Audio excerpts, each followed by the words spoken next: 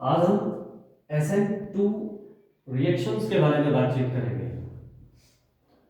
S stands for substitution अर्थात प्रतिस्थापन, N for nucleophile reactions यानी नाभिक रागी अभिक्रियाएं, और 2 जो स्टैंड करता है वो द्विअणुक अर्थात जिसमें 2 अणु भाग लेते हों।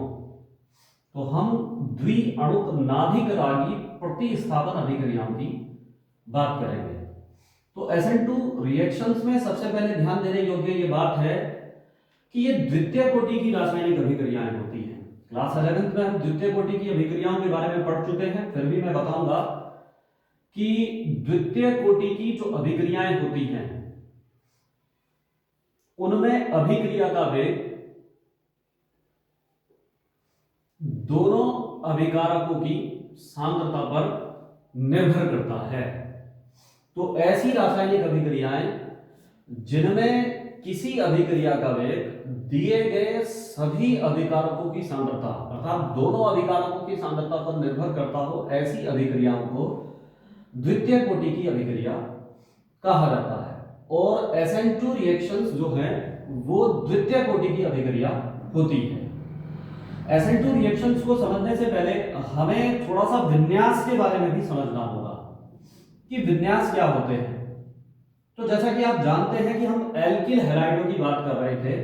एल्किल हैलाइड यानी कि RH, R कोई एल्किल समूह है जिसमें कोई कार्बन हो सकता है ना।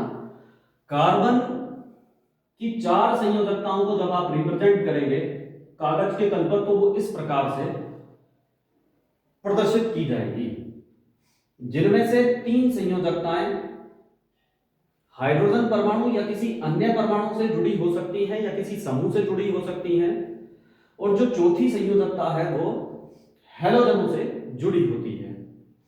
तो लेकिन यहां यह ध्यान देने योग्य बात है कि यहां चूंकि हमारे पास बोर्ड है या कागज है तो इसलिए हम इनको एक ही तल पर प्रदर्शित कर सकते हैं, लेकिन वास्तविक रूपरेखा के अगर आधार पर देखा जाए तो वास्तविक संरचना एक 3 डायमेंशन संरचना होती है, त्रिविम संरचना होती है।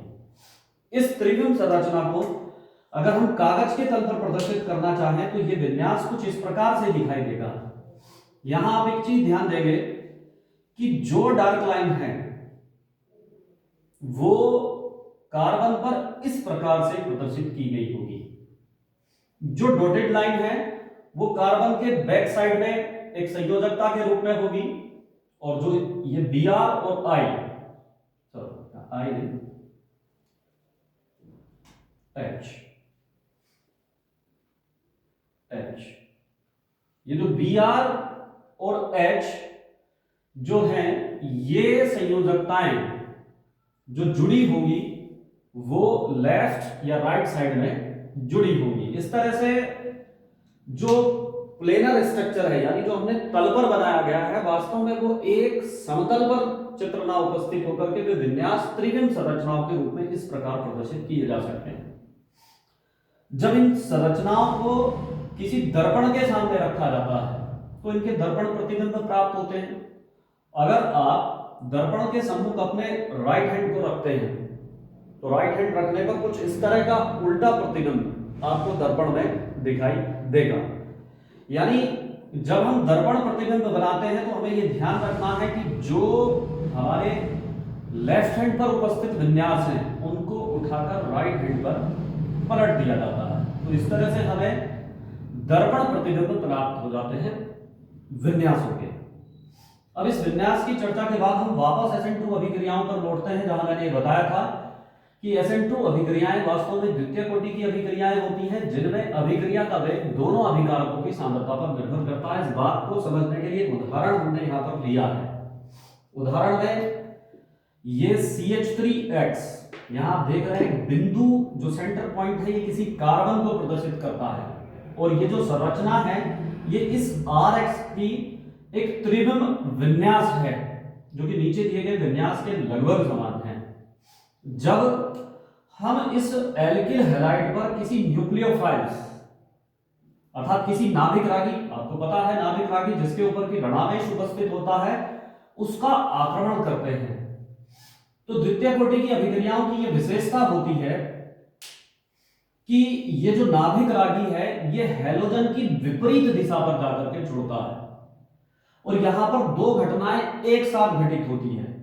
जो नाभिक रागी है, आप इस संक्रमण अवस्था के चित्र को ध्यान देंगे, वो धीरे धीरे करके, ये डॉटेड लाइन इसलिए प्रदर्शित की गई है कि ये अभिक्रिया यहां पर धीमी गति से संपन्न हो रही है।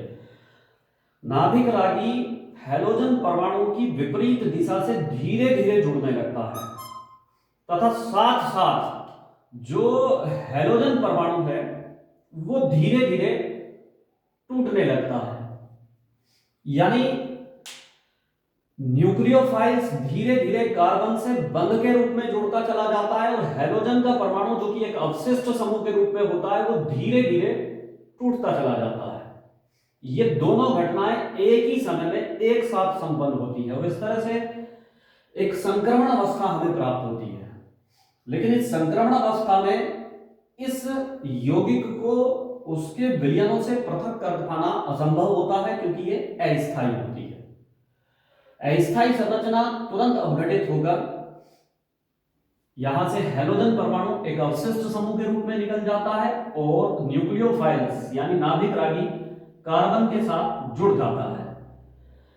तो इस तरह से SN2 अभिक्रिया संपन्न होती है। यहां पर एक चीज और ध्यान देने की जरूरत है कि आप इस चित्र का तुलना जब आप इस चित्र से करेंगे तो यहां पर जो विन्यास था, विन्यास पलट जाता है। इस घटना को इन्वर्जन ऑफ कॉन्फ़िगरेशन यानी विन्यास का प्रतिपन यानी विन्यास का पलटना कहते हैं।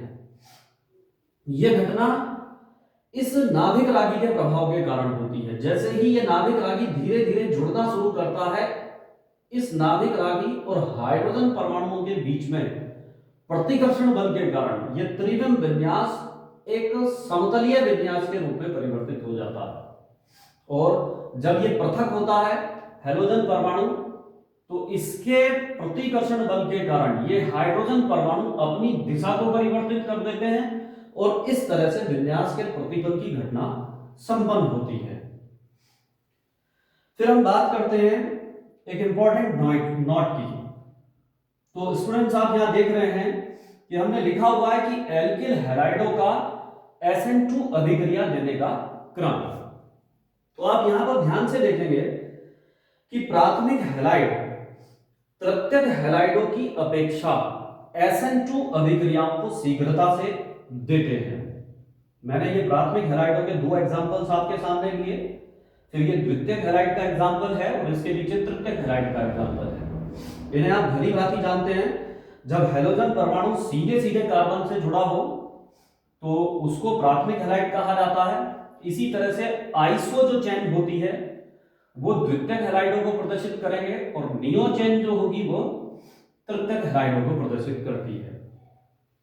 तो यहां पर हमने एल्किल हैलाइडों की SN2 अभिक्रिया देने का घटता हुआ क्रम आपके सामने रखा कि प्राथमिक हैलाइड SN2 अभिक्रियाओं को शीघ्रता से देते हैं और तृतीयक हैलाइड उसको धीमी गति से देते हैं। इसके पीछे भी कारण है, वो कारण भी हमारे लिए जानना आवश्यक है कि जो प्राथमिक हैलाइड यानी अगर मैं CH3X की बात करूं तो ये स्ट्रक्चर मैंने पहले ही बनाया था। यहां पर आप ध्यान देंगे तो यहां पर हाइड्रोजन के परमाणु होते हैं प्राथमिक हैलाइडों के अंदर, और चूंकि इनका आकार भी कम होता है इसलिए इसको सूक्ष्म परमाणु कहा जा सकता है। तो सूक्ष्म परमाणुओं की उपस्थिति के कारण अर्थात प्राथमिक हैलाइडों में सूक्ष्म हाइड्रोजन परमाणुओं की उपस्थिति के कारण नाभिक रागी आसानी से जुड़ जाता है। किंतु तृतीयक हैलाइडों की बात अगर मैं करूं तो यहां पर स्थूल समूह के रूप में 3 CH3 उपस्थित होते हैं जो कि नाभिक रागी के जुड़ने का विरोध करते हैं। इसी कारण से तृतीयक हैलाइड SN2 अभिक्रिया शीघ्रता से नहीं देते। स्टूडेंट्स, ये क्वेश्चन यूपी बोर्ड 2019 में पूछा गया है और 2021 की परीक्षा के लिए मेरे दृष्टिकोण से महत्वपूर्ण भी है, तो आप इसे अच्छे प्रकार से तैयार करेंगे। धन्यवाद।